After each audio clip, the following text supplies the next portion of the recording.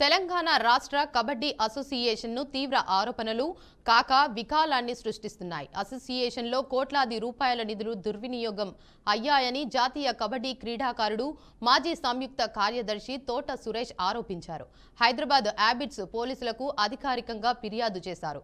తోట సురేష్ చేసిన ఫిర్యాదులో రాష్ట్ర కబడ్డీ అసోసియేషన్ కార్యదర్శి జగదీష్ యాదవ్, కోశాధికారి శ్రీరాములుపై అనేక తీవ్రమైన ఆరోపణలు ఉన్నాయి.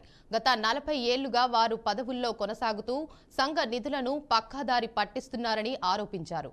అంతర్జిల్లా కబడ్డీ టోర్నమెంట్ల కోసం ప్రభుత్వం విడుదల చేసిన నిధులను జిల్లా సంఘాలకు పంపకుండా వారు స్వాహా చేశారని తెలిపారు.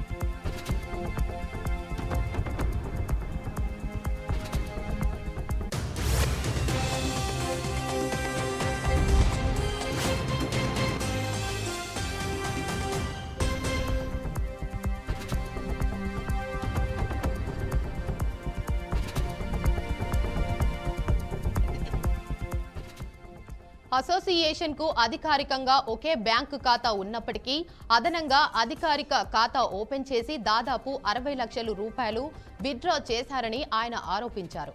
స్పోర్ట్స్ అథారిటీ ఆఫ్ తెలంగాణ అందించిన నిధులను సైతం వీరు దారి మళ్లించారని సురేష్ తెలిపారు. 2021లో సూర్యాపేటలో జరిగిన జూనియర్ నేషనల్ కబడ్డీ టోర్నమెంట్ కోసం విడుదలైన 1.20 కోట్లతో 50 లక్షల రూపాయలను వ్యక్తిగత అవసరాలకు వాడుకున్నారని అన్నారు. ఏజీఎం, ఈసీ సమావేశాల నుంచి ముందస్తు అనుమతులు తీసుకోకుండానే సంఘ నిధులను జగదీష్ యాదవ్, శ్రీరాములు ఇష్ట రీతిన వాడుకుంటున్నారని ఆరోపించారు.